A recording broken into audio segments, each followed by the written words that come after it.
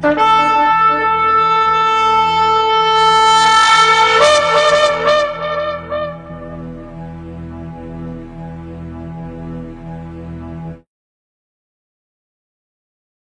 atah Yahweh Eloheinu melech haolam, asher bahar banu mikolamim benatan lanu et torato, Baruch atah Yahweh noten a Torah, beshen Yeshua HaMashiach. Bendito seas Yahweh nuestro Elohim, Rey del universo, que nos apartas de entre todos los pueblos para darnos Torah. Bendito seas Yahweh, dador de la Torah, en el nombre de Yeshua el Mesías. Muchas gracias. Amén. Que así sea. Vamos a abrir hoy el capítulo 6 de Vaikra. Acompáñeme en la lectura, vamos a leerlo y seguimos estudiando Levítico, este libro tan interesante y con tanta riqueza en cuanto a la santidad y a todo lo que el Eterno le ordenó a nuestro pueblo Israel desde antaño. Vamos a leer desde el versículo 1, dice: habló Yahweh a Moshe diciendo: cuando una persona pecare e hiciere prevaricación contra Yahweh y negare a su prójimo lo encomendado o dejado en su mano, o bien robare o calumniare a su prójimo, o habiendo hallado lo perdido, después lo negare y jurare en falso, en alguna de todas aquellas cosas en que suele pecar el hombre, entonces, habiendo pecado y ofendido, restituirá aquello que robó, o el daño de la calumnia o el depósito que se le encomendó, o lo perdido que halló, o todo aquello sobre que hubiere jurado falsamente, lo restituirá por entero a aquel a quien pertenece, y añadirá a ello la quinta parte en el día de su expiación. Y para expiación de su culpa traerá a Yahweh un carnero sin defecto de los rebaños, conforme a tu estimación, y lo dará al sacerdote para la expiación. Y el sacerdote hará expiación por él delante de Yahweh y obtendrá perdón de cualquiera de todas las cosas en que suele ofender. Habló aún Yahweh a Moisés diciendo: manda a Aarón y a sus hijos y diles: esta es la ley del holocausto. El holocausto estará sobre el fuego encendido sobre el altar toda la noche hasta la mañana. El fuego del altar arderá en él. Y el sacerdote se pondrá su vestidura de lino y vestirá calzoncillos de lino sobre su cuerpo. Cuando el fuego hubiere consumido el holocausto, apartará él las cenizas de sobre el altar y las pondrá junto al altar. Después se quitará sus vestiduras y se pondrá otras ropas y sacará las cenizas fuera del campamento a un lugar limpio. Y el fuego encendido sobre el altar no se apagará, sino que el sacerdote pondrá en él leña cada mañana y acomodará el holocausto sobre él y quemará sobre él las grosuras de los sacrificios de paz. El fuego arderá continuamente en el altar, no se apagará.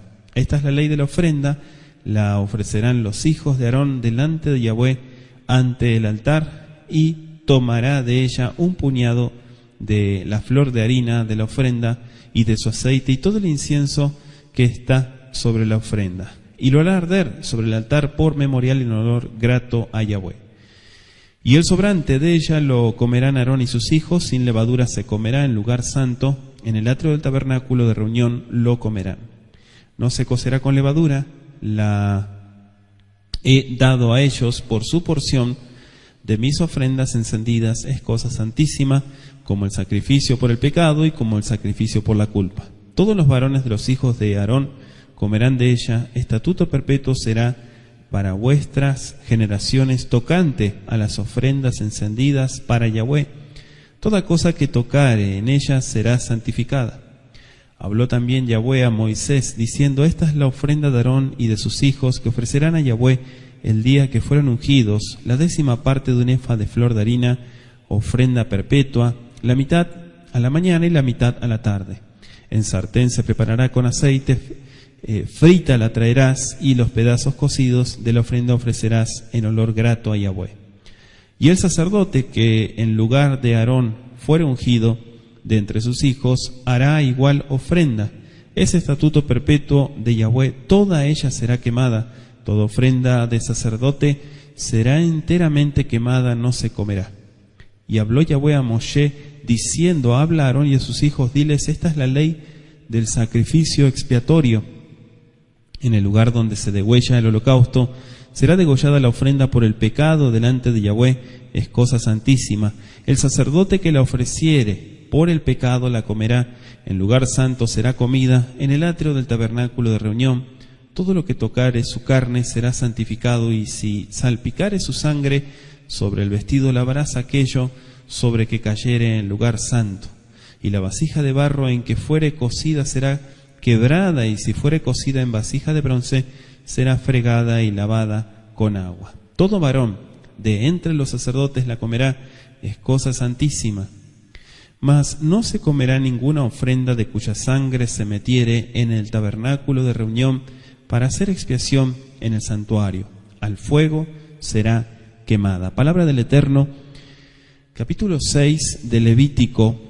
Vamos a hablar, iniciando hoy sobre estas ofrendas expiatorias por los pecados cometidos, nos dice la Biblia, a sabiendas. ¿Sí? Estuvimos hablando la semana pasada Bishgagá, un término que aprendíamos desde el texto sagrado de la Torá, como la ignorancia, ¿sí? Pero aquí vemos que esto es pecado a sabiendas. Vemos también el Jok sobre el Olá, que es la ley del holocausto, y también el Jok, que es sobre la ofrenda de harina, que ya estuvimos compartiendo algo en los primeros capítulos.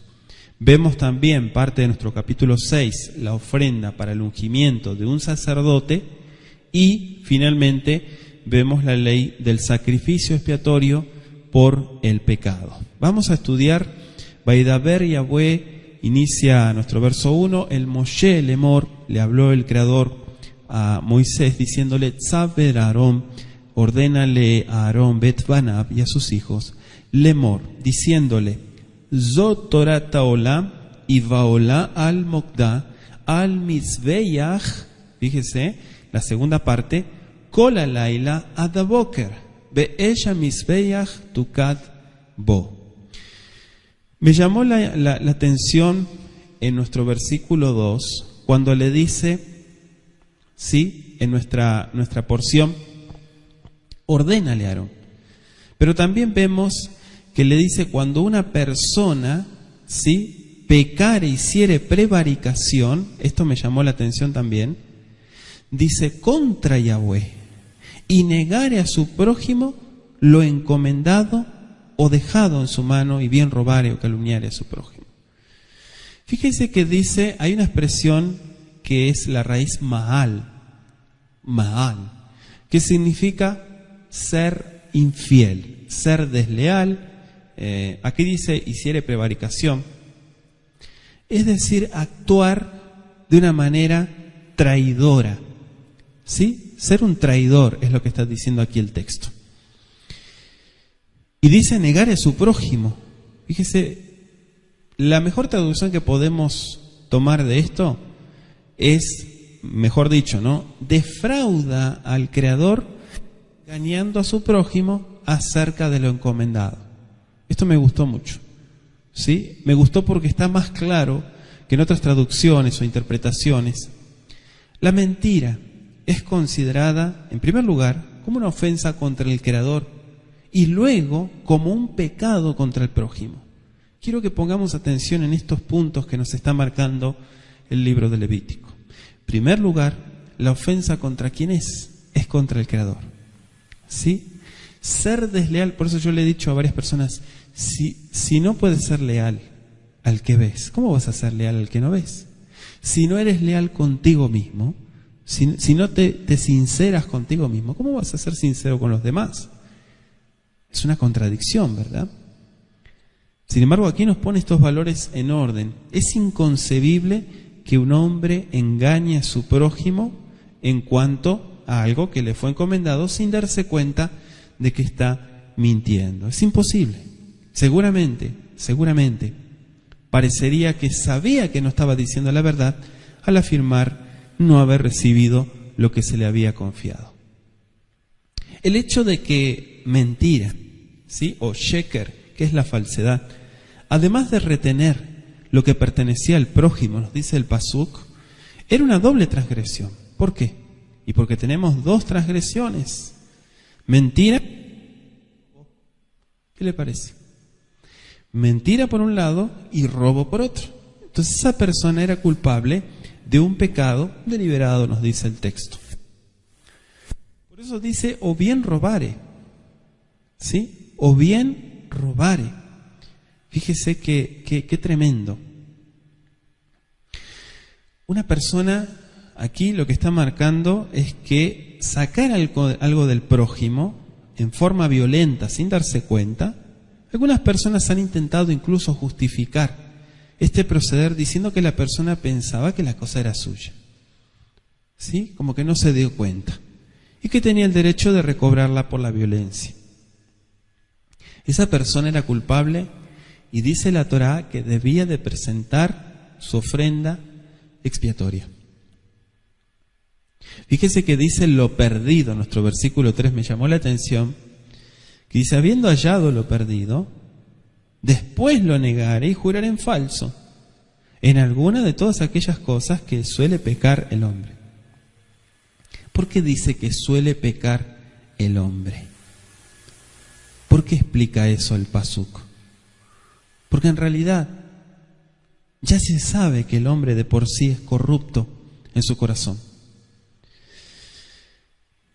Este caso es más serio que el anterior porque el hombre no solo miente, sino que confirma su mentira con un juramento, dice el pasuk.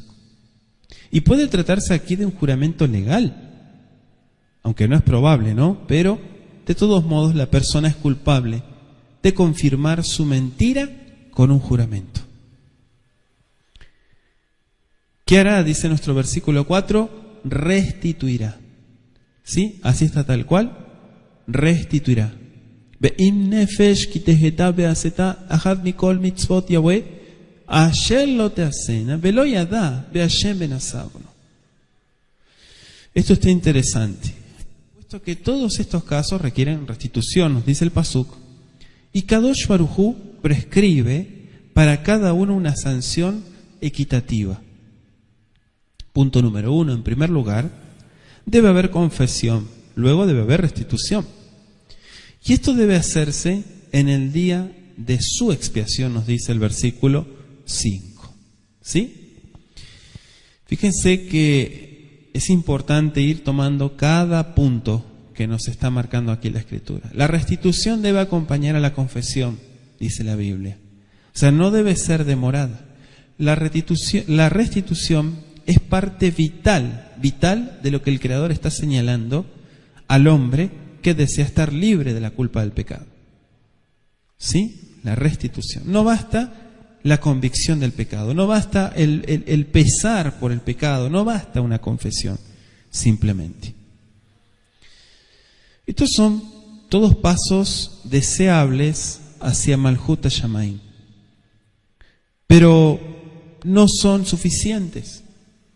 Una persona dice, yo quiero cambiar, pero si no cambia, ¿de qué sirve que diga que quiere cambiar? Dice, yo he fallado, pero ¿de qué sirve que digas que has fallado si vas a seguir comportándote igual? ¿De qué sirve?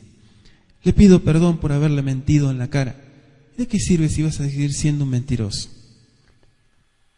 Entonces, la Biblia nos deja en claro, no hagas las cosas a la ligera. Mejor haz las cosas completas. Lo que empezaste, tienes que terminarlo, dice el pasuk. No basta con una convicción, entre comillas. Tiene que haber un arrepentimiento bien profundo, completo, shalem, que el alma no descanse hasta que haya hecho todo lo posible de rectificar los errores cometidos. En muchos casos, esto incluirá la restitución, dice el pasuk, el devolver con interés lo que ha sido robado. Anótese Mateo 3:8. Y hacer todo esfuerzo posible por corregir todos los males.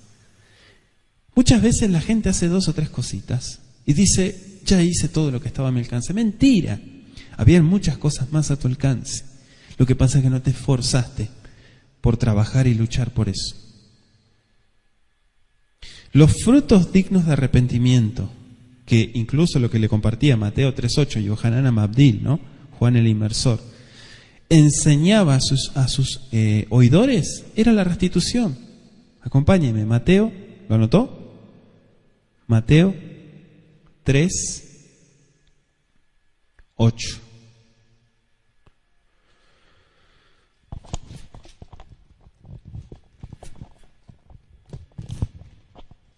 ¿Qué dice?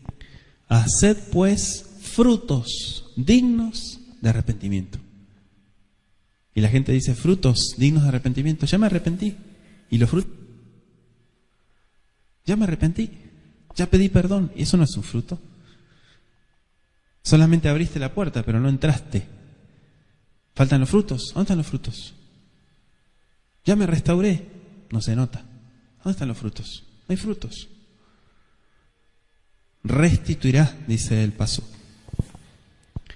Entonces, las prevaricaciones o abonot, como estudiábamos la semana pasada, comprenden las transacciones comerciales dudosas, la declaración fraudulenta de valores, el causar impresiones falsas sin llegar a una falsificación completa, el engaño intencional, vaya notando, cualquier aprovechamiento a expensas de los pobres o desafortunados.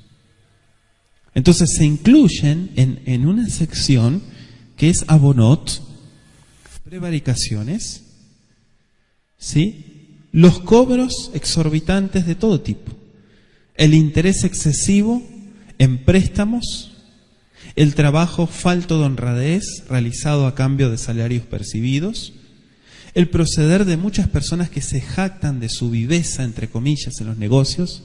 Yo soy muy vivo, yo soy muy hábil, yo soy un hombre de negocios. Estafo a medio mundo, por eso ahora no sabes dónde meterte. No es aprobado por Malhut HaShamayim. Anótese Habacuc, capítulo 2, versículo 6. En estos casos y en muchos otros casos, nos enseña la Biblia que debe hacerse restitución siempre que sea posible, siempre que esté al alcance. Cuando esto no pudiera hacerse, se haría bien en seguir las instrucciones. Hay una porción en Números 5:8 que dice: se dará la indemnización del agravio a Yahweh entregándola al sacerdote. Números 5, versículo 8. La aplicación moderna de esta instrucción exigiría ese pago que fuese dado para el uso de la obra del Creador. ¿Sí? Dicen muchas personas, yo hago la obra del Creador. ¿Ah, sí? Sí, yo le doy de comer a los pobres. Eso no es la obra del Creador. Eso no es la obra del Creador. Los pobres van a estar siempre, dijo Mashiach, pero yo no estaré siempre, dijo él. Sin embargo, hay que saber canalizar las cosas que se refieren al Creador. ¿Sí? El Eterno no quiere Robin Hoods, ¿sí? No quiere nada de eso.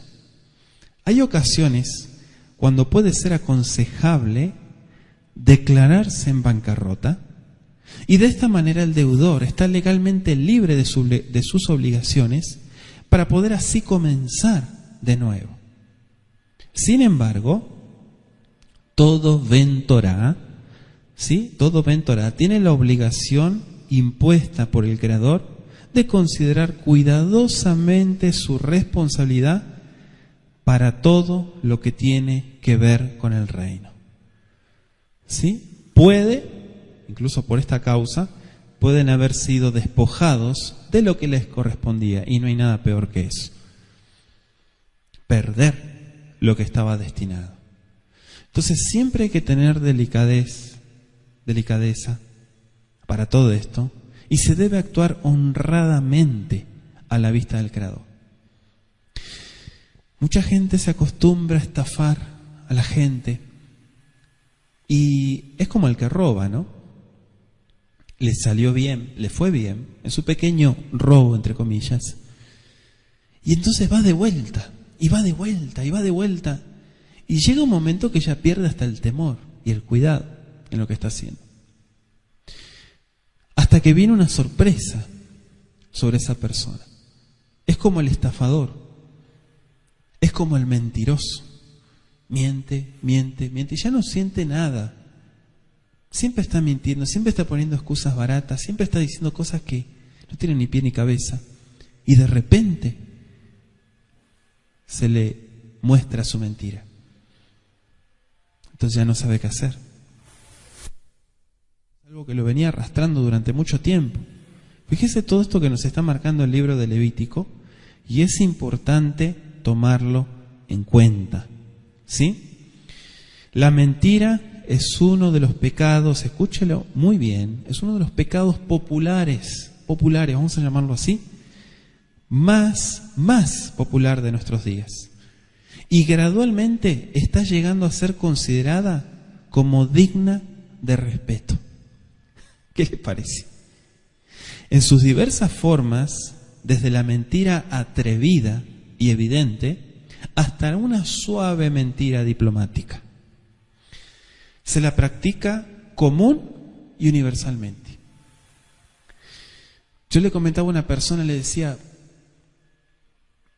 se puede hablar de mucha Torá, se puede hablar de tantas cosas, ¿verdad? Y del Shabbat, y de las fiestas, y de la Simjá, y Baruch Hashem. Pero ¿por qué la gente no deja la mentira? ¿Por qué la gente tiene la caradurez de seguir mintiendo en la cara? ¿Por qué? O sea, ¿cómo uno dice? Es que es justamente lo que estamos compartiendo. Llegó a tal grado que la gente se hizo insensible. Se hizo sensible ante otras cosas. Por eso hay otras cosas que tienen la caradurez de tirar piedras y de atacar y de juzgar. Pero la mentira no. ¿Por qué? Porque la hipocresía es cada vez mayor. Y la hipocresía es algo que ha crecido impresionantemente. Es horrible, pero es como una enfermedad. La habilidad de mentir en forma elegante y convincente es toda una hazaña en el mundo social y político también. Y se la considera como una habilidad necesaria para mantener ciertos cargos. ¿Qué le parece? ¿Sí? Eso uno dice, ¿qué habilidad que tiene para engañar, para manipular a la gente, para decir un montón de cosas que sabemos que no es cierto? Pero es porque tiene que cuidar su rango. Y llega un momento que es tanto que la gente se acostumbra. La mentira es una falsedad hablada o realizada con el intento de engañar. El hecho de una hipocresía, un fingimiento, ocultar, no decir las cosas como son, es lo mismo, es la negación de la verdad. Y ya hemos estudiado acerca de esto. Y el padre de la mentira es su creador. Sus hijos son las reputaciones deshechas y todos los caracteres arruinados. Entonces hace que lo blanco parezca negro y lo negro parezca blanco, como dice Isaías 5:20, ¿no? Es motivo de separación entre esposos y esposas, personas que se aman y amigos, seres queridos, crea la guerra, mata a millones, mire todo lo que hace, cauteriza la conciencia, destruye la confianza, voy a decir algo que es trágico, mata la fe. Que se muera la fe, esa es la peor tragedia que puede ocurrir. Que pasen otras cosas que se puedan recuperar, pero que a una persona se le muera la fe, son muy poquitos, contados con los dedos los que se levantan. Matar la fe es lo peor que puede suceder a una persona. La mentira acompaña a los ladrones, acompaña a las prostitutas, es amiga íntima de muchas adicciones, contamina todo lo que toca, es enemiga de todo lo transparente y lo noble y lo leal. Por eso trata de matar y pisotear todo lo que es franqueza, transparencia, lo verdadero, lo puro. Dice Apocalipsis 22:15, todo aquel que hace mentira estará finalmente fuera de la ciudad con los perros. ¿Cómo? Sí, dice el texto, los hechiceros, los fornicarios, los homicidas, los idólatras. Apocalipsis 22:15. La Biblia es clara en cuanto al tema de la verdad. No se tolera otra cosa. Elohim es Elohim Emet, Elohim de verdad. Cuando una persona dice yo tengo la verdad, esa persona ya está mintiendo. El hecho de conocer la Biblia no es tener la verdad. El hecho de que te comportes transparente, leal, franco, como eres aquí, allá, en donde sea, eso es tener la verdad. No soy hipócrita, por eso tengo la verdad. Pero la verdad doctrinal no la tiene nadie, absolutamente nadie. Eso es una mentira. El único que tiene la verdad de todo lo que sucede y lo que vemos y lo que no vemos es el Creador. Anótese, Isaías 65:16, Salmo 31:5, Deuteronomio 32:4. Mashiach es verdad, porque practica la verdad. Juan 14:6. Su Ruach es verdad. Primera de Juan 5:6.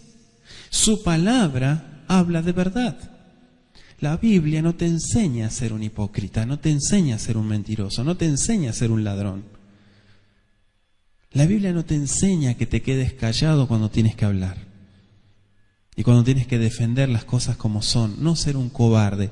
La Biblia no te enseña a ser un cobarde. ¿Y por qué la gente se comporta como cobarde? Porque no está practicando la Biblia. La palabra es verdad. Juan 7:17. La Torá es verdad. ¿Por qué? Porque dice una cosa y se hace. No dice una cosa y hace otra cosa. Salmo 119, 142. Todas las cosas que el Eterno hace son verdad. Pero cuando hablamos de verdad, no estamos hablando de doctrina, estamos hablando de transparencia. Él se muestra como es, procede y actúa tal cual. No dice hoy voy a ser así, mañana voy a ser así, según, como el camaleón, según la situación voy cambiando. Y me comporto de una manera con unos, con otros de otra manera. Eso no sirve. Todas las cosas que hace el Creador son verdad. Daniel capítulo 4, versículo 37. Todos sus consejos son verdad. Por eso decía, Él no te enseña a ser un cobarde. Él no te enseña a que le mientas en la cara a la gente. Isaías 25, versículo 1. Sus juicios son verdad. Sus juicios son transparentes. Anótelo así. Porque mucha gente parece que no tiene el concepto claro de lo que es la verdad. Piensan que la verdad es una doctrina. Yo guardo mandamientos, estoy en la verdad. Mentira, eso no es la verdad. Si sigues siendo un mentiroso, un hipócrita, no tienes la verdad. Vives en la mentira. Con mandamientos y todo. Entonces, ¿anotó? Juicios del Creador son verdad. Romanos 2. ¿Seguimos? Entonces el Eterno no solo desea una conformidad exterior con la verdad, con la transparencia, ¿sí? Él es un representante de la verdad. Por lo tanto, como lleva el nombre del Creador, tiene que decir las cosas como son. No debe dar falso testimonio en ningún sentido. Por eso, fuera hipocresía. ¿Y por qué muchas veces se sobrevive a través de la hipocresía? Es que si le digo, le voy a ganar de enemigo y como que no quiero tener más broncas con nadie. Es un cobarde. ¿Qué tiene que ver eso? Si en realidad acá lo importante no es caerle bien a la gente o... Eso no tiene nada que ver. Recuerde, un representante del Creador es una persona que va con la verdad. Su testimonio es verdadero, no da falso testimonio. Y cuando decimos testimonio, saque a un lado la doctrina, saque los mandamientos, saque todo, deje la Biblia a un lado. Y póngase usted, y me pongo yo, como la Biblia. Si realmente va de acuerdo a lo que dice. ¿Se está haciendo las cosas transparentemente? Sí, entonces está en la verdad. ¿Sí? Eso es importante, es un punto importante. Anótese Juan 8:32, ya lo conoce, ¿verdad? Ese texto. Todos tenemos que llegar al conocimiento de la verdad. Cuando la persona deja de ser un cobarde, deja de ser una persona que no sabe, no tiene identidad, sino que él encuentra el verdadero propósito para su vida, es libre. Es libre. Primera de Timoteo 2:4. Porque obedece a las cosas que son luz y transparentes. Las cosas que son torcidas y que son hipócritas, dice yo, de esta gente, de estas cosas, de todo esto, no quiero saber nada. Es la mejor decisión que pudiste tomar. Primera de Pedro, capítulo 1, versículo 22. El Eterno te ayuda a que hagas las cosas en verdad, pero tiene que haber sinceridad.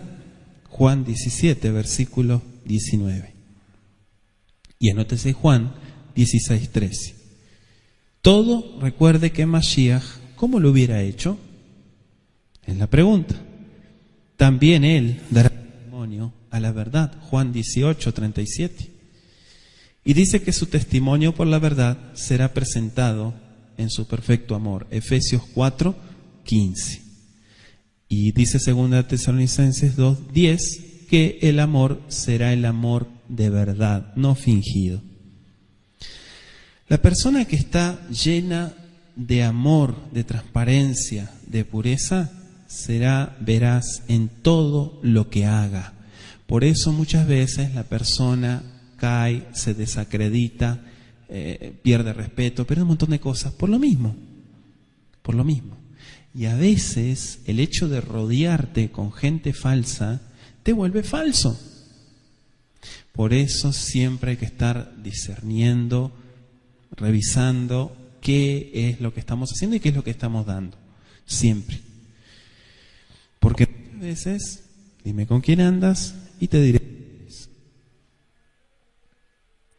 Esta persona evitará toda clase de simulación, porque ya fue libre. Entonces va a evitar toda clase de hipocresía. No va a pelear contra la hipocresía. La va a evitar, se va a hacer a un lado. ¿Sí? Mejor solo que mal acompañado. La mejor decisión. Anótese Santiago 5:12. Sus motivos nunca serán dudosos. Su sí será sí y su no será no.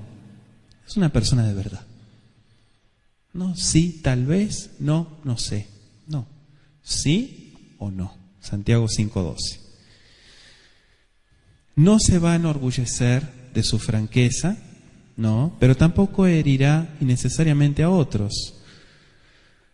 Cuando él muestra, la persona, me refiero, el Ben Torah, demuestra su humildad, su sencillez para decir las cosas, para comunicarse y para hablar, instruirá, dice 2 de Timoteo 2:25, a todos los que se oponen.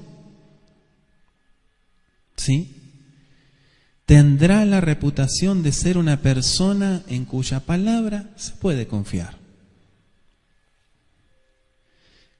Siempre es importante dejar de lado las apariencias. Es importante tomar frutos. Esto me sirve, esto me edifica, esto está bueno, esto es aplicable. Es una persona centrada en lo que tiene que ser. No apariencias, apariencia. Todo externo, no. Versículo 6:6. Y para expiación de su culpa traerá a Yahweh un carnero sin defecto de los rebaños, conforme a tu estimación, y lo dará al sacerdote para la expiación. ¿Sí? Dice, y para expiación. Este es el tercer paso. Versículo 6.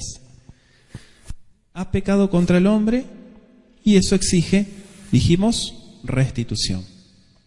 Pero también ha pecado contra el Creador y eso exige un sacrificio. Por eso dice tu estimación. O sea, hay cosas cuyo valor, nos dice la Biblia, puede depender de una opinión personal y por lo tanto pueden ser causa de disputa. En tales casos, el sacerdote debía hacer la estimación. Por ejemplo, en Éxodo 22, del verso 1 al 9, ya lo estudiamos, ahí se enumera una serie de transgresiones en las cuales la restitución es doble, ¿sí? Y en algunos casos hasta 4 y 5 veces más. Imagínense. O sea, la diferencia entre los castigos aplicados en ese capítulo, incluso en este que estamos estudiando, Levítico 6, parece deberse a que en ese caso el ofensor debía hacer restitución según las exigencias de los shoftim.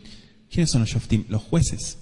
¿Se acuerda que pusieron jueces? Los jueces tenían que, sí, valorar la situación. Éxodo 22:9, ¿no? Entonces, mientras que en este caso el reconocimiento de la culpa, sí, parece ser voluntario, nos dice el texto. Entonces obtendrá perdón, dice. ¿Sí? Obtendrá perdón. Verso 7.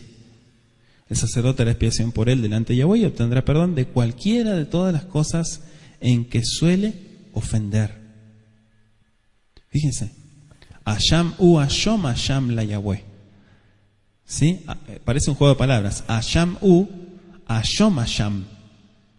Aquella es la misma raíz, nomás que está conjugada de diferentes formas. En ofensas o en culpabilidad, que suele ser culpable para con Yahweh. Podríamos traducirlo de esa manera. Entonces obtendrá perdón. El perdón es el cuarto paso. Vaya anotando. Y depende de los que lo preceden. Algunas de las cosas mencionadas en los versos 2 y 3 son pecados graves, dijimos, pero no importa cuáles hayan sido. La persona que los confiesa y hace restitución obtendrá perdón. Dice el versículo de nuestro texto, holocausto, olá, ¿sí? Aolades, zot Torah taolá, la instrucción en cuanto al holocausto. Bueno, en el capítulo 1 ya estuvimos estudiando, se trató el tema del holocausto particular, ¿no? En Éxodo 29, versículo 38 hasta el 42, se consideró el holocausto continuo, habíamos dicho olá tamid, ¿sí? En favor de toda la nación de Israel. Aquí lo que se da es una información adicional para Aarón y para sus hijos, y esta instrucción se aplica principalmente a los sacrificios matutinos y vespertinos por la nación. ¿Sí? ¿Escuchó? Sacrificios matutinos y vespertinos por toda la nación. Estos no son particulares. Dice, cambiará su vestidura de lino. Belabasha Cohen mido batu miknese vad. Y el valle se vestirá.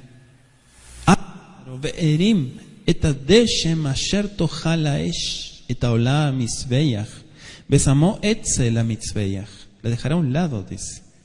¿Sí? Etzel es como decir al lado de, o cerca de. Pero fíjese que dice su vestidura de lino, belabash, y se vestirá. O sea, se exigía que los sacerdotes llevaran sus vestiduras de lino, aún para sacar las cenizas. Y estas eran las mismas vestiduras que llevaban al ofrecer los sacrificios. Todo trabajo dentro del santuario era sagrado y exigía santidad de vida. Entonces, esta a su vez lo que era simbolizada, ¿no?, por la pureza de las vestiduras. Y cuando salían del santuario, anótese Zacarías 3, versos 4 al 7. Cuando salían del santuario para llevar las cenizas a un lugar limpio, dice que se quitaban las vestiduras de lino, por todo lo que simbolizaba. Fíjese el respeto, ¿no?, por todo esto que era algo sumamente sagrado. El fuego arderá continuamente, dice el texto. ¿Sí? El fuego no se apagará. Esto está interesante. Fíjese que el Eterno mismo, Kadosh Baruj Hu, había encendido ese fuego. Anótese Levítico 9:24. Incluso muchos Yehudim afirman que ardió continuamente hasta el cautiverio babilónico. ¿Sí? Eso es lo que afirman muchos Yehudim, no está comprobado, pero es lo que la tradición judía enseña.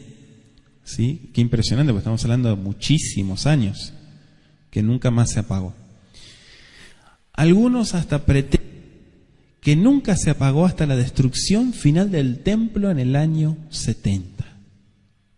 Incluso se mantuvo, pero sabemos que hubo un intervalo, ¿no?, por la destrucción del templo, y realmente sí, se incendió la ciudad de Jerusalén, el templo se destruyó completamente, se quemó mucha parte,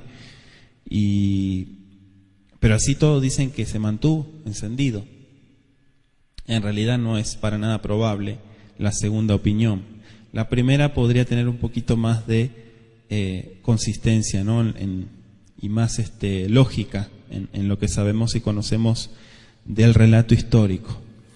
Claro, para mantener este fuego se necesitaba una amplia provisión de leña, y esta era juntada por los sacerdotes que una vez al año, invitaban a todo el pueblo a ayudarles. ¿Sí? Dice el versículo 14, esta es la ley de la ofrenda. Seguimos avanzando, estamos en Levítico 6. Esta es la ley de la ofrenda, la ofrecerán los hijos de Aarón delante de Yahweh ante el altar. ¿Sí? Fíjense que, bueno, acá aparece como minjá en el texto bíblico, que dijimos que era oblación, es de trigo, ¿no? Y esta información, digamos, era para los hijos de Aarón exclusivamente. Cuando alguien presentaba una ofrenda de cereal, o sea, una minjá, una oblación, la parte del creador tenía que ser quemada sobre el altar. Eso lo vimos en Levítico 2:1, ya lo estudiamos. El resto dice que era de los sacerdotes. No debía hacerse con levadura, ¿se acuerdan que lo explicamos? Y cualquier otra cosa con la cual se la comiera tampoco tenía que tener hametz, o sea, levadura. Debía comerse en lugar santo, que aquí se define como el atrio del tabernáculo de reunión. ¿Sí? Aquí está explicado. El pan, este pan era cosa santísima, como lo eran también la ofrenda por el pecado y las ofrendas por la transgresión. O sea, era tan sagrado, nos explica la Biblia, que todo lo que tocara debía ser santo. ¿Sí? El versículo 20 dice la ofrenda de Aarón. La ofrenda de Aarón. Fíjese que esta es la ofrenda de Aarón y de sus hijos, dice Uvanav, que ofrecerán a Yahweh el día en que fueron ungidos la 10ª parte de un efá de flor de harina, ofrenda perpetua, la mitad a la mañana y la otra mitad a la tarde. Fíjese la prescripción que clara cómo les deja este procedimiento, ¿sí?, que tenían que llevar adelante. Aarón tenía que presentar diariamente una oblación de cerca de 2 litros de harina, o 2 kilos, ¿no?, de harina, la mitad a la mañana y la otra mitad a la tarde. ¿Sí? 1 kilo o 1 litro en la mañana y otro en la tarde. ¿Sí? Debía hacerse de flor de harina con aceite, debía cocerse, dice, en pedazos, y no se menciona el incienso, el ketoret. Se la debía ofrecer sobre el altar y ninguna parte de ella debía de comerse. Por lo que deducimos, se consumía completamente. El versículo 25 dice, habla Aarón y a sus hijos y diles, esta es la ley del sacrificio expiatorio, en el lugar donde se degüella el holocausto será degollada la ofrenda por el pecado. Subraya ahí, ofrenda por pecado. Las ofrendas por el pecado, tanto de los jefes como del pueblo, explicábamos la vez pasada, tenían que ser comidas por los sacerdotes en un lugar santo. Estamos hablando dentro del recinto, ¿no? Es decir, incluso dentro del atrio también se consideraba santo. Eran cosas santísimas, cualquiera que las tocara debía ser santo. Por eso solamente se dejaba a los sacerdotes, que obviamente ellos hacían todas las el proceso, ¿no?, para consagrarse y actuar de acuerdo a lo que ordenaban las leyes. Aún la vasija en que estaban era santa, dice el texto. Fíjese, qué tremendo, ¿no? En algunos casos el sacerdote oficiante tenía derecho exclusivo a la parte correspondiente a los sacerdotes. Esto no ocurría en el caso de los sacrificios por el pecado. Dijimos ofrenda por el pecado, no sacrificio, son dos cosas diferentes. Dice el verso 29, todo varón de entre los sacerdotes la comerá. Ahí está. Verso 30, ninguna ofrenda, fíjese que dice, no se comerá ninguna ofrenda de cuya sangre se metiere en el tabernáculo de reunión para hacer expiación en el santuario, al fuego tiene que ser quemada. Este versículo trata de los principios que regían lo que se hacía con los cuerpos de los animales, ¿no? Los sacrificios por el pecado. Incluso cuando la sangre del sacrificio, nos explica la Biblia, era llevada dentro del santuario, en los casos cuando pecaba el sacerdote ungido o toda la congregación, el cuerpo dice que era llevado fuera, Mihutz la Mahané. Mihutz la Mahané sería como afuera del campamento, ¿no? Del lugar donde estaban, y tenía que ser quemado completamente. ¿Sí? Entonces, cuando la sangre no era llevada al santuario, sino puesta sobre los cuernos del altar del holocausto, ¿sí? Como cuando pecaba un jefe o una persona del pueblo, la carne debía ser comida por los sacerdotes, y se explica la razón de esto en el capítulo, si quieren anotarlo, en el capítulo 10, versículos 16 al 20 de este mismo libro de Levítico. Vamos a leer el capítulo 7. Dice: asimismo, esta es la ley del sacrificio por la culpa, es cosa muy santa. En el lugar donde degüellan el holocausto, degollarán la víctima por la culpa, y rociará su sangre alrededor sobre el altar. Y de ella ofrecerá toda su grosura, la cola y la grosura que cubre los intestinos, los dos riñones, la grosura que está sobre ellos y la que está sobre los ijares, y con los riñones quitará la grosura de sobre el hígado. Y el sacerdote lo hará arder sobre el altar, ofrenda encendida a Yahweh, es expiación de la culpa. Todo varón de entre los sacerdotes la comerá, será comida en lugar santo, es cosa muy santa. Como el sacrificio por el pecado, así es el sacrificio por la culpa. Una misma ley tendrán. Será del sacerdote que hiciere la expiación con ella. Y el sacerdote que ofreciere holocausto de alguno, la piel del holocausto que ofreciere será para él. Asimismo, toda ofrenda que se cociere en horno y todo lo que fuere preparado en sartén o en cazuela, será del sacerdote que lo ofreciere. Y toda ofrenda amasada con aceite o seca será de todos los hijos de Aarón, tanto de uno como de otro. Y esta es la ley del sacrificio de paz que se ofrecerá a Yahweh. Si se ofreciere en acción de gracias, se ofrecerá por sacrificio de acción de gracias tortas sin levadura, amasadas con aceite, y hojaldres sin levadura untadas con aceite, y flor de harina frita en tortas amasadas con aceite. Con tortas de pan leudo presentará su ofrenda en el sacrificio de acciones de gracias de paz. Y de toda la ofrenda presentada una parte por ofrenda elevada a Yahweh, y será del sacerdote que rociare la sangre de los sacrificios de paz.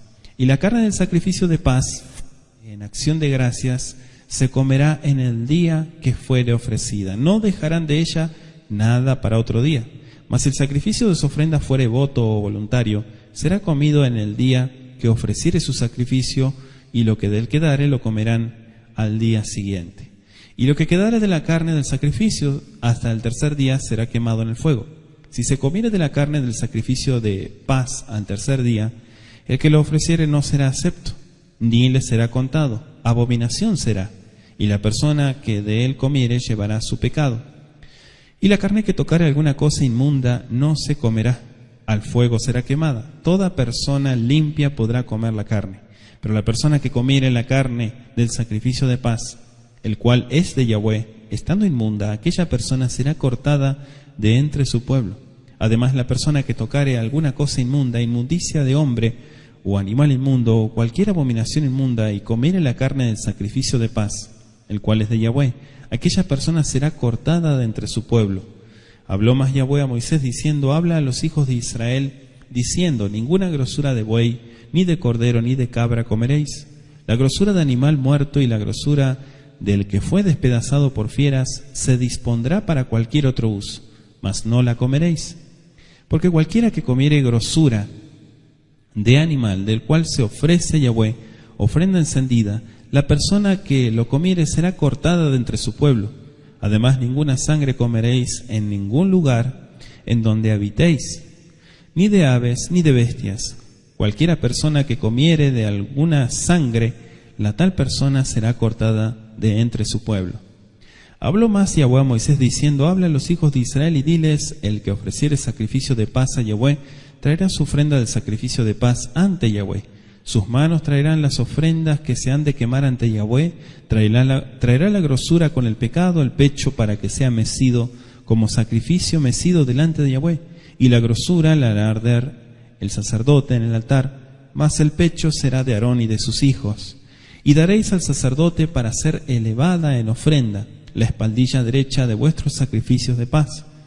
El que de los hijos de Aarón ofreciere la sangre de los sacrificios de paz y la grosura, recibirá la espaldilla derecha como porción suya, porque ha tomado de los sacrificios de paz de los hijos de Israel el pecho que se mece y la espaldilla elevada en ofrenda, y lo he dado a Aarón, el sacerdote, y a sus hijos, como estatuto perpetuo para los hijos de Israel. Esta es la porción de Aarón y la porción de sus hijos, de las ofrendas encendidas a Yahweh, desde el día que él los consagró para ser sacerdotes de Yahweh, la cual mandó Yahweh que les diesen desde el día que él los ungió de entre los hijos de Israel como estatuto perpetuo en sus generaciones. Esta es la ley del holocausto, de la ofrenda, del sacrificio por el pecado, del sacrificio por la culpa, de las consagraciones y del sacrificio de paz, la cual mandó Yahweh a Moisés en el monte de Sinaí el día que mandó a los hijos de Israel que ofreciesen sus ofrendas a Yahweh en el desierto de Sinaí. Palabra del Eterno. Decíamos que llegamos al capítulo 7 de Levítico.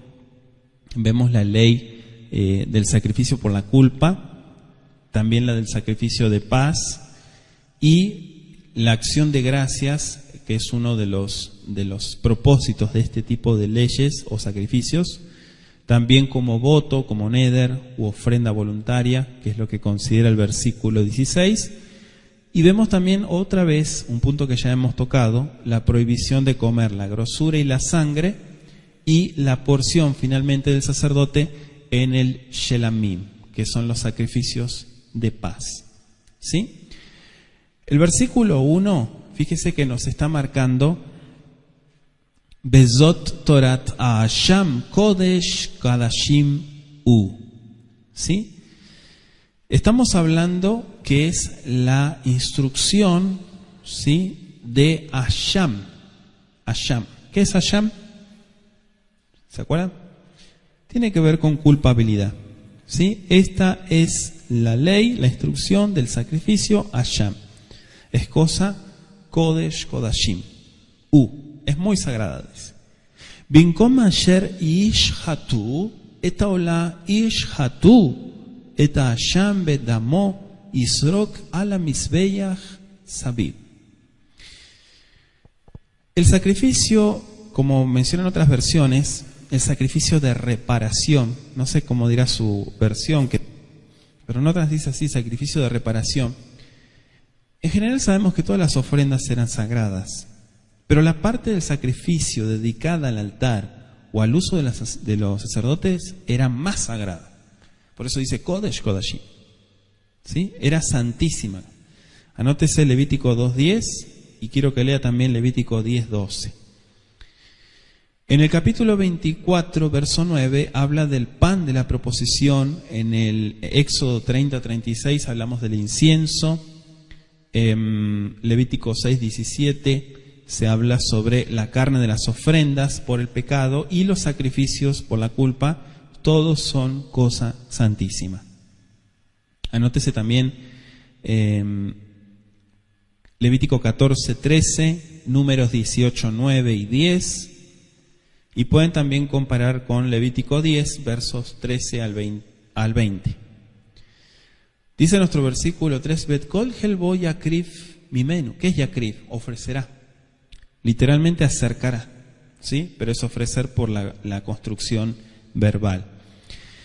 Claro, el ritual seguido en el caso de la ofrenda por la transgresión era el mismo que el de la ofrenda por el pecado. Si se dio cuenta de esto. Pero había alguna diferencia en lo que es la aspersión de la sangre.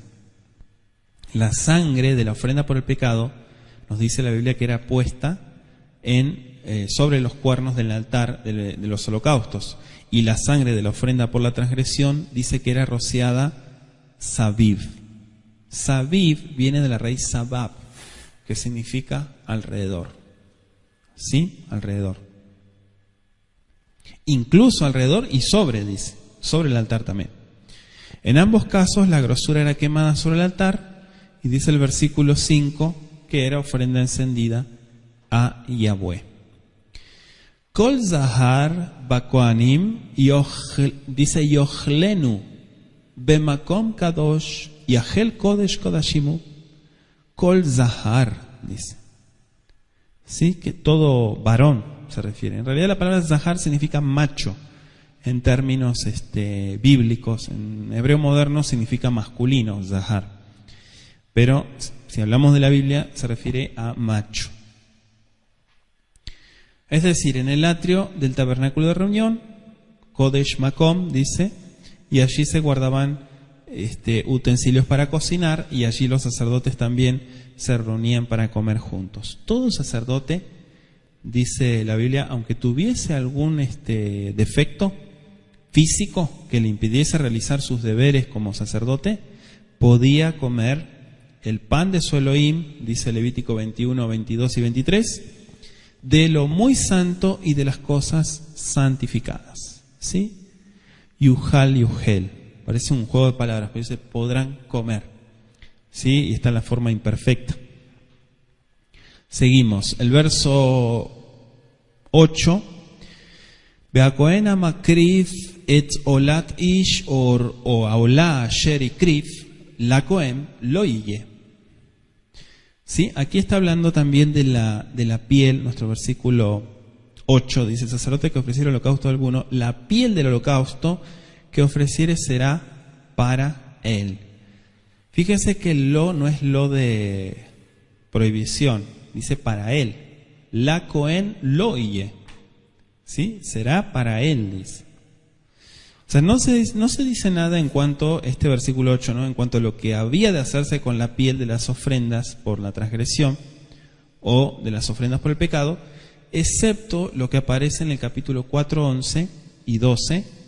¿Sí? Se dice específicamente que la piel del holocausto era para el sacerdote que había ofrecido el sacrificio. ¿Qué hacía con la piel? No lo sabemos, pero sí se dice claramente que era para él. Dice el verso 14, de toda ofrenda presentará una parte. Estoy en el 14, 7:14. ¿Sí? Presentará una parte por ofrenda elevada a Yahweh, y será el del sacerdote que rociare la sangre de los sacrificios de paz. De toda ofrenda tenía que separar una parte. ¿Sí? Es decir, una parte del total que trajese. A eso se refiere. Que generalmente era mazar. ¿Sí? O azar, que viene, mazar es décima, pero azar viene de 10. De ahí viene la palabra diezmo, ¿sí? Porque siempre se tomaba una décima parte del total, no la décima parte de la mitad, ¿sí? Del 100% se tomaba la décima parte. De ahí viene la expresión. El sacerdote recibía la torta, la elevaba ante el Creador, nos dice el verso 14, y esta ofrenda era elevada o mecida junto al altar del holocausto. De este modo se presentaba primeramente al Creador y luego se la daba al sacerdote. ¿Sí? Verso 15, en el día que fuere ofrecida, dice, la carne del sacrificio de paz, de acción de gracias, se comerá, ¿sí? En el día que fuere ofrecida. No dejarán de ella nada para el otro día. Bueno, esta orden también tiene una muy buena razón de ser. ¿Por qué? Porque promovía la higiene, que es uno de los puntos también de Levítico. Promovía las relaciones sociales, la liberalidad también para con las personas más necesitadas. Y de estas tres razones, la primera era la más importante, la higiene. ¿Sí? La higiene en primer lugar. Sabemos que estamos hablando de un clima cálido, ¿sí? Y se hacía muy difícil mantener por mucho tiempo el buen estado de conservación. Un alimento era algo bastante difícil, duro, ¿no? Esto ocurría con más facilidad aun si la persona estaba de viaje, como lo estaban muchos cuando iban al templo. Acá estamos hablando del tabernáculo, pero posteriormente, cuando estaba el Bet Hamikdash, el sagrado templo, muchos iban de viaje, ¿sí? Entonces, es diferente. Si la persona que ofrecía intentaba guardarla por más de 2 días, sin duda comenzaba la putrefacción. Entonces, le resultaba imposible a la persona comer, ¿sí?, toda la carne de un animal en 1 o 2 días. Naturalmente invitaba a otros a compartirla con él. Y esto es lo que el Eterno se proponía. Vamos a leer Deuteronomio 12:11. Dice: yo tengo muchas bendiciones. Bueno, pero importante que las compartas también. Deuteronomio 12:11. Al lugar que Yahweh vuestro Elohim escogiere para poner en él su nombre, allí llevaréis todas las cosas que yo os mando, vuestros holocaustos, vuestros sacrificios, vuestros días, las ofrendas elevadas de vuestras manos y todo lo escogido de los votos que hubieres prometido al Creador. Esto se conecta, quiero darle de tarea también Deuteronomio 16:11, Deuteronomio 12, 17 y 18. Entonces, de este modo, la ocasión se transformaba en una reunión familiar solemne, pero meushar, feliz. Anótese Isaías 30:29 y Salmo 42:4. La presencia del levita, escúchelo muy bien, invitado, le daba a la fiesta cierta dignidad y proporcionaba una oportunidad para que éste instruyera a la familia. El levita era el que estaba más conectado con las cosas del Creador, entonces el hecho de que viniera el levita a compartir también era una buena oportunidad para reforzar la espiritualidad del grupo familiar. Sabemos que muchas cosas tenían que ser repartidas, ¿sí? Algunos tienen menos de lo que necesitan, otros tienen mucho más, pero el Eterno manda a los que tienen que compartan con los que no tienen. Deuteronomio 15, versículos 7 al 11. ¿Sí? Seguimos. Verso 20.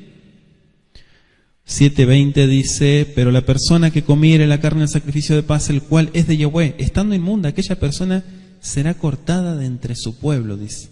Fíjese qué tremendo lo que explica el versículo 20.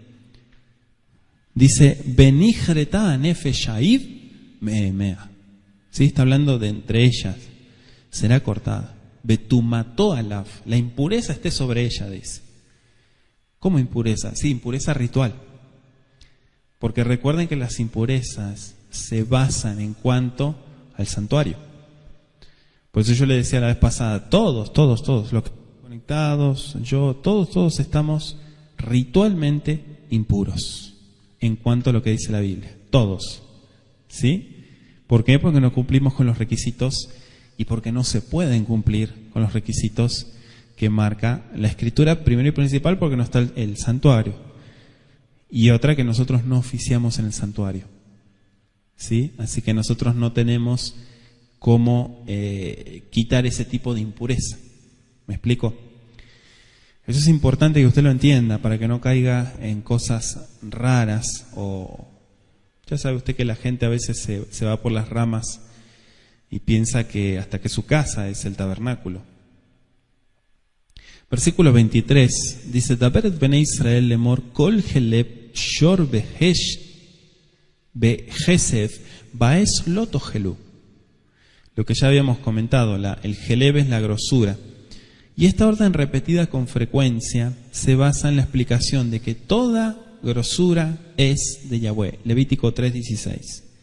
La grasa de los animales que morían naturalmente o que eran despedazados por las fieras podía usarse para otros propósitos, pero no debía comerse. ¿Sí? Verso 29, seguimos avanzando. Daberet bnei Israel lemor amakriv et zebach shelamav la Yahweh yavi et korbano la Yahweh mizebach shelamav. Fíjese el constructo que tiene, el posesivo, perdón. Claro, acá habla del sacrificio shelamav, el de paz, sería, ¿no? El Shalem. Estas ofrendas fueron, ya las estudiamos ampliamente, pueden anotarlo en el capítulo 3 de Levítico. Lo que aquí vemos nomás son algunos detalles adicionales, pero ya lo hemos estudiado. Dice el verso 32, Bet shok ayamim titenu terumah lakohem mi zidje shalmechem. ¿Sí? Verso 32. Dice el texto: daréis al sacerdote para ser elevada en ofrenda la espaldilla derecha de vuestros sacrificios. La espaldilla derecha, es decir, el muslo. ¿Sí? Anótese Éxodo 29, 27 y el verso 14, que ya lo hemos estudiado. Dice el verso 35, Zot mishhat. Mishhat en realidad es una porción dedicada. Muchos dijeron, pero ¿por qué no usa la palabra helek? No, helek sí es porción, pero no se usa como este término, porque esto era algo dedicado, por eso dice Aarón. Zot mishhat Aarón, u mishhat banav, también es la porción dedicada a sus hijos. Meishe Yahweh, beyom ikribotam, le haken la Yahweh. Ellos son sacerdotes del Creador, dice el versículo. Y esta es la porción de ellos. En el capítulo 7, dijimos, se ha hecho resaltar la parte que corresponde a los sacerdotes. El Eterno ordenó que hubiera generosidad para sostenerlos en su servicio. Cada israelita, cada Ben Torah, tenía que entender su propia responsabilidad para sostener a estas personas. Así los sacerdotes eran tenidos en alta estima por el pueblo. Y buena parte, gran parte podríamos decir, de lo que daban era destinado para ellos. Pasamos al capítulo 8. Dice, habló Yahweh a Moisés diciendo, toma a Aarón y a sus hijos con él y las vestiduras, el aceite de la unción, el becerro de la expiación, los 2 carneros y el canastillo de los panes sin levadura, y reúne toda la congregación a la puerta del tabernáculo de reunión. Hizo pues Moisés como Yahweh le mandó, y se reunió la congregación a la puerta del tabernáculo de reunión. Y dijo Moisés a la congregación, esto es lo que Yahweh ha mandado a hacer. Entonces Moisés hizo acercarse a Aarón y a sus hijos, y los lavó con agua, y puso sobre él la túnica, y le ciñó con el cinto. Le vistió después el manto, y puso sobre él el efod, y lo ciñó con el cinto del efod, y lo ajustó con él. Luego le puso encima el pectoral, y puso dentro del mismo los urim y tumim. Después puso la mitra sobre su cabeza, y sobre la mitra enfrente puso la lámina de oro, la diadema santa, como Yahweh había mandado a Moisés. Y tomó Moisés el aceite de la unción, y ungió el tabernáculo y todas las cosas que estaban en él, y las santificó. Y roció de él sobre el altar 7 veces, y ungió el altar y todos sus utensilios, y la fuente y su base, para santificarlos. Y derramó el aceite de la unción sobre la cabeza de Aarón, y lo ungió para santificarlo. Después Moisés hizo acercarse a los hijos de Aarón, y les vistió las túnicas, les ceñó con cintos, y les ajustó las tiaras, como Yahweh lo había mandado a Moisés. Luego hizo traer el becerro de la expiación, y Aarón y a sus hijos pusieron sus manos sobre la cabeza del becerro de la expiación, y lo degolló. Y Moisés tomó la sangre y puso con su dedo sobre los cuernos del altar alrededor, y purificó el altar, y echó la demás sangre al pie del altar, y lo santificó para reconciliar sobre él. Después tomó toda la grosura que estaba sobre los intestinos, y la grosura del hígado, y los 2 riñones, y la grosura de ellos, y lo hizo arder Moisés sobre el altar. Mas el becerro, su piel, su carne y su estiércol lo quemó al fuego fuera del campamento, como Yahweh lo había mandado a Moisés. Después hizo que trajeran el carnero del holocausto, y Aarón y sus hijos pusieron sus manos sobre la cabeza del carnero, y lo degolló, y roció Moisés la sangre sobre el altar alrededor, y cortó el carnero en trozos, y Moisés hizo arder la cabeza y los trozos y la grosura. Lavó luego con agua los intestinos y las piernas, y quemó Moisés todo el carnero sobre el altar, holocausto de olor grato, ofrenda encendida para Yahweh, como Yahweh lo había mandado a Moisés. Después hizo que trajeran el otro carnero, el carnero de las consagraciones, y Aarón y sus hijos pusieron sus manos sobre la cabeza del carnero, y lo degolló, y tomó Moisés de la sangre, y la puso sobre el lóbulo de la oreja derecha de Aarón, sobre el dedo pulgar de su mano derecha, y sobre el dedo pulgar de su pie derecho. Hizo acercarse luego los hijos de Aarón, Y puso Moisés de la sangre sobre el lóbulo de sus orejas derechas, sobre los pulgares de sus manos derechas y sobre los pulgares de sus pies derechos, y roció Moisés la sangre sobre el altar alrededor. Después tomó la grosura, la cola, toda la grosura que estaba sobre los intestinos, la grosura del hígado, los 2 riñones y la grosura de ellos y la espaldilla derecha, y del canastillo de los panes sin levadura que estaba delante de Yahweh, tomó una torta sin levadura y una torta de pan de aceite y una hojaldre, y las puso con la grosura y con la espaldilla derecha. Y lo puso todo en manos de Aarón y en las manos de sus hijos, e hizo mecerlo como ofrenda mecida delante de Yahweh. Después tomó aquellas cosas Moisés de las manos de ellos y las hizo arder en el altar sobre el holocausto. Eran las consagraciones en olor grato, ofrenda encendida a Yahweh. Y tomó Moisés el pecho y lo meció, ofrenda mecida delante de Yahweh, del carnero de las consagraciones. Aquella fue la parte de Moisés, como Yahweh lo había mandado a Moisés. Luego tomó Moisés del aceite de la unción y de la sangre que estaba sobre el altar, y roció sobre Aarón y sobre sus vestiduras, sobre sus hijos, y sobre las vestiduras de sus hijos con él, y santificó a Aarón y a sus vestiduras, y a sus hijos y a las vestiduras de sus hijos con él. Y dijo Moisés a Aarón y a sus hijos: hervid la carne a la puerta del tabernáculo de reunión, y comedla allí con el pan que está en el canastillo de las consagraciones, según yo he mandado, diciendo: Aarón y sus hijos la comerán. Y lo que sobre de la carne y del pan lo quemaréis en el fuego. De la puerta del tabernáculo de reunión no saldréis en 7 días, hasta el día en que se cumplan los días de vuestras consagraciones, porque por 7 días seréis consagrados. De la manera que hoy se ha hecho, mandó hacer Yahweh para espiaros. A la puerta pues del tabernáculo de reunión estaréis día y noche, por 7 días, y guardaréis la ordenanza delante de Yahweh, para que no muráis, porque así me ha sido mandado. Y Aarón y sus hijos hicieron todas las cosas que mandó Yahweh por medio de Moisés. Palabra del Eterno. Capítulo 8. Finalmente llegamos a la consagración de Aarón y de sus hijos, la ofrenda por su pecado, su holocausto, el carnero de las consagraciones y finalmente el lugar y el tiempo destinado, que son Shevat Yamim, 7 días de consagración. Kajet Aarón, dice nuestro verso 2, Kajet Aarón bet banav y to, ¿sí? Toma a Aarón y sus hijos, bet begadim bet shemen amishha, bet parahatat bet shenea elim, bet sal amatzot. Todos los elementos, todo para su función. Cronológicamente sabemos que este capítulo sigue al último capítulo de Éxodo, ¿sí? En el cual se relata la erección del tabernáculo. Los 7 capítulos intermedios contienen instrucciones que Aarón y sus hijos tenían que recibir antes de comenzar el servicio en el santuario, ¿sí? Eso es lo que explica. El primer requisito para el sacerdocio era el ser descendiente de Aarón. Se conservaban con gran cuidado todos los registros genealógicos. Anótese 2 de Crónicas 31, versículos 16 al 19. Quien no pudiese presentar pruebas legales de su ascendencia arónica no podía servir en el cargo sacerdotal. Eso está en Esdras 2:62 y Nehemías 7:64. Punto número 2. El segundo requisito era no tener ninguna deformidad física. Cualquier defecto o lesión bastaba para impedir que un hijo de Aarón se acercase al altar o aún para que entrase en el santuario incluso, ¿sí?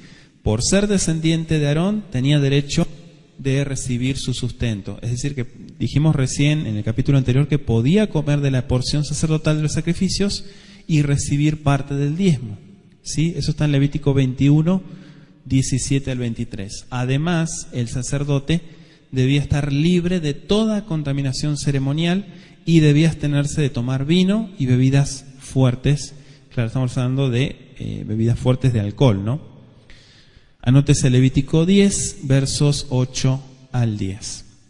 La función especial de los sacerdotes era la de acercarse al Creador en representación del pueblo. Eso ya lo hemos estudiado en otros, pero lo recordamos. Levítico 10:3, Levítico 21:17 y Números 16:5 se lo dejó de tarea.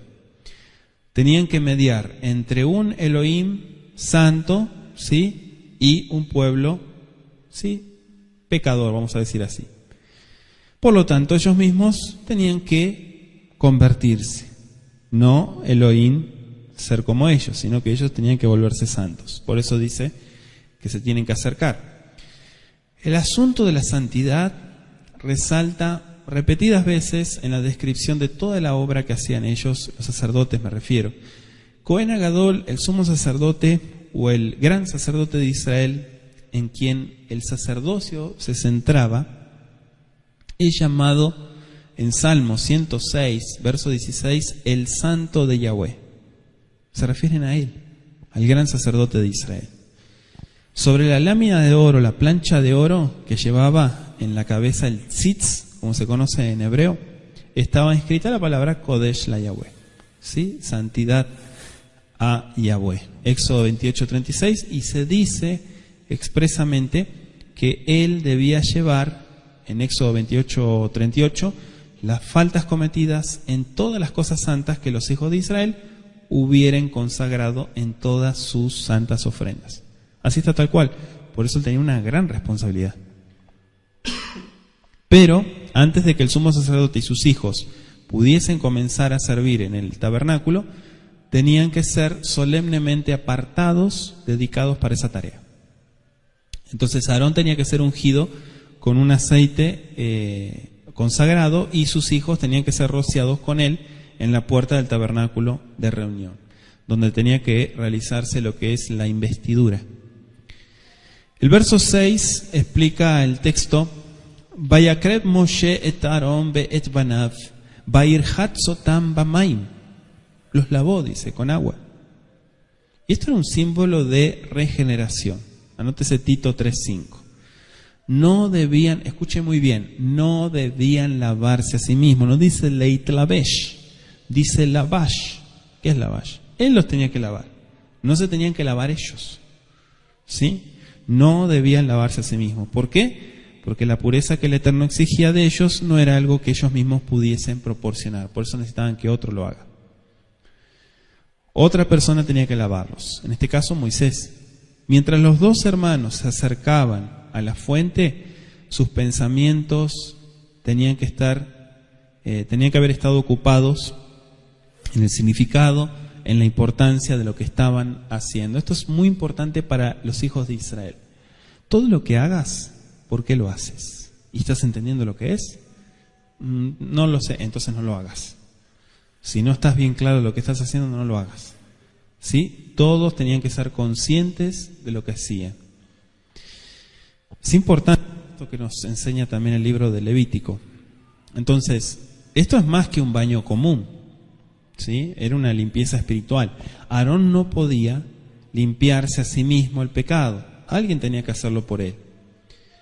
Y dice el verso 7, puso sobre él ad kutonet. Kutonet es como la túnica. Dice, vayachgor oto vaavnet, vayalvesh oto et ameil, vaiten alav et aefot, vayachgor oto, vejeshe vaefot, vayepot lovo. Fíjese que puso sobre él la túnica. Luego de este lavamiento, el proceso es que tenía que investir a Aarón con las vestimentas sagradas, Bigdei HaKodesh, la insignia, podríamos decir, de este oficio, ¿sí? Las vestimentas. Este también era un acto simbólico. No se le permitió vestirse a sí mismo. Moisés lo tuvo que vestir. A esta altura de la ceremonia, Aarón debe haberse sentido completamente desválido, ¿no? ¿No habría algo que pudiese hacer por sí mismo? No. ¿Sería que otros tenían que hacerlo todo por él? ¿No podría acaso ponerse la cobertura en la cabeza? ¿El mixnefet? ¿El turbante? Esto lo podría hacer mejor que Moisés, pero no. Aarón tenía que someterse a las órdenes del Creador. Tenía que llegar a sentir su propia insuficiencia, ¿sí? Debía aprender que nada de lo que él pudiese hacer sería aceptable delante del Creador. Tenía que aprender la lección de una completa dependencia. Era el Creador quien lo estaba adecuando y preparando para el servicio. Era Elohim quien lo estaba vistiendo con la justicia divina. Nótese el Salmo 132, verso 9. Ahora Aarón estaba totalmente vestido. Llevaba el manto azul con las campanillas, las granadas, el efod con los nombres inscritos de las 2 tribus de Israel, en 2 hermosas piedras de ónice, el pectoral con las 12 piedras, el Urim Betumim, ¿sí?, que lo llevaba adentro, y en la cabeza tenía el Mitznefet, ¿sí?, como su corona, podría decir, con la inscripción Santidad Yahweh. Qué tremendo, ¿no? Imaginarse tan solamente por unos minutos lo que habrá sido eso. Y dice el verso 10, ungió, dice, Vaikach Moshe et shemen amishcha, Baimshach et amishkan bet kol asher bo. Era bastante aceite, porque dice que ungió todo el tabernáculo. Moisés se dedicó a hacer eso. Vaikadeshotam, y lo consagró, dice el texto 10. ¿Sí? Antes de ungir a Aarón, Moisés ungió el tabernáculo, sus muebles, incluyendo el arca, según el Eterno lo había ordenado en Éxodo 30, versos 22 al 29. Y dice el verso 12, y derramó Baitzok mi shemen. Aquí hay varios verbos interesantes para aquellos que estudian hebreo. Baitzok mi shemen amishcha al rosh Aarón beimshachoto lekadesho. Fue el único que dedicó todo el aceite sobre su cabeza. A los hijos no, ya hemos explicado eso. Ahora, luego de haber ungido el tabernáculo, sus enseres, Moisés unge a Aarón, y esa fue la coronación como sumo sacerdote. Anótese el Levítico 21:12. La unción era tan impresionante que el aceite corrió, dice el Salmo 133, verso 2, por la barba de Aarón y sobre sus vestimentas, llenas de aceite. ¿Sí? El verso 14 aparece el becerro de la expiación. Esta ofrenda sabemos que por el pecado, no por Aarón, sino también por el altar. El altar tenía una función importantísima en el servicio de reconciliación. Por lo tanto, tenía que ser ungido, tenía que ser purificado en forma especial, antes de empezar a trabajar. Durante todo el ritual de consagración, Moisés actuó como un sacerdote. Esto es lo que me impactó. Dice, Moisés nunca fue sacerdote. No, pero él hizo todo ese día. ¿Sí?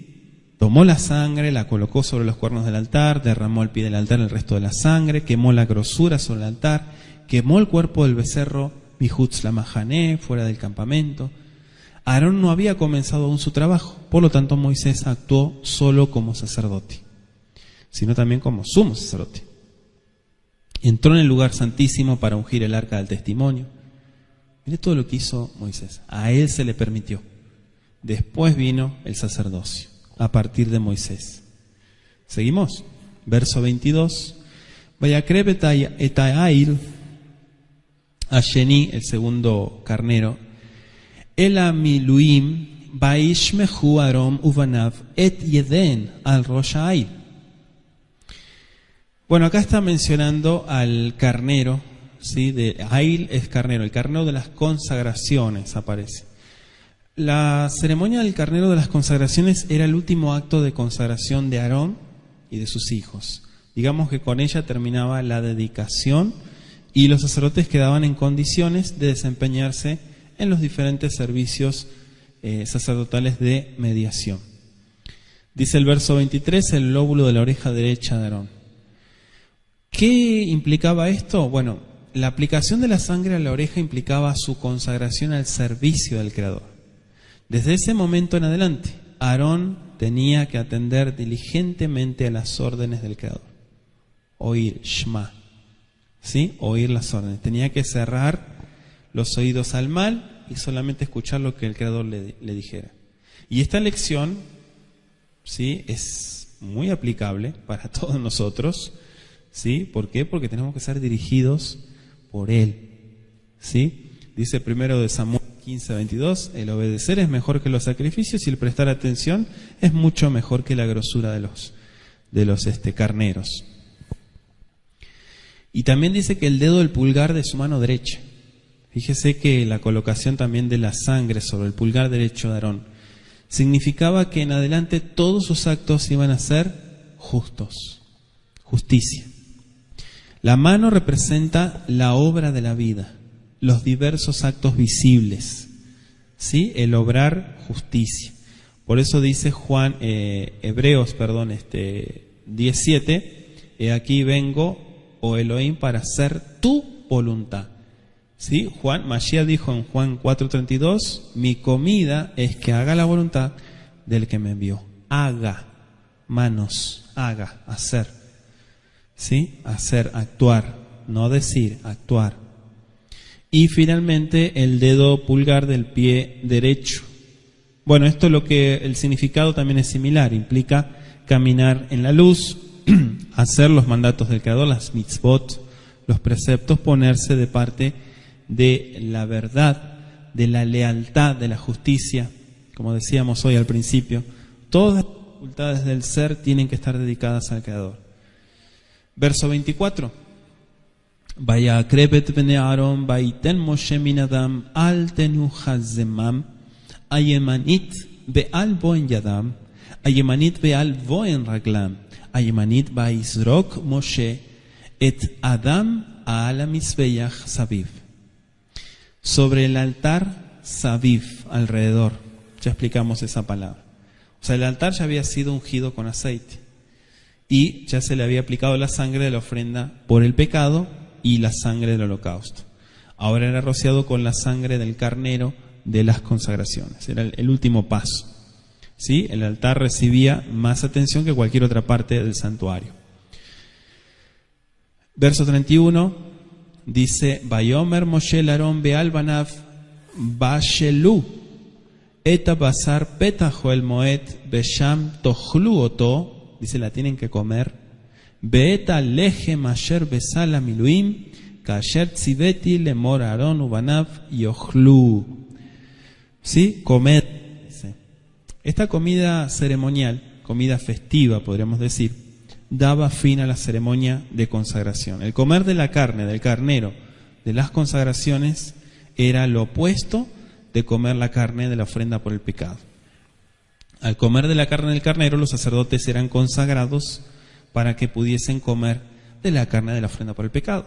¿Se da cuenta? Los hacía aptos para el otro paso y llevar así el pecado del pueblo. ¿Cuántos días dijimos? Nos explica el verso 35, Ufetah Joel, Moed Teshbu Yomam, Balaela Shivat Yamin, Ushmarten et Mishmeret Yahweh.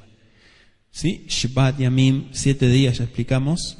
Con esto terminó la ceremonia del día, pero a Aarón y sus hijos no se les permitió dejar el Mishkan, el tabernáculo, hasta después de 7 días.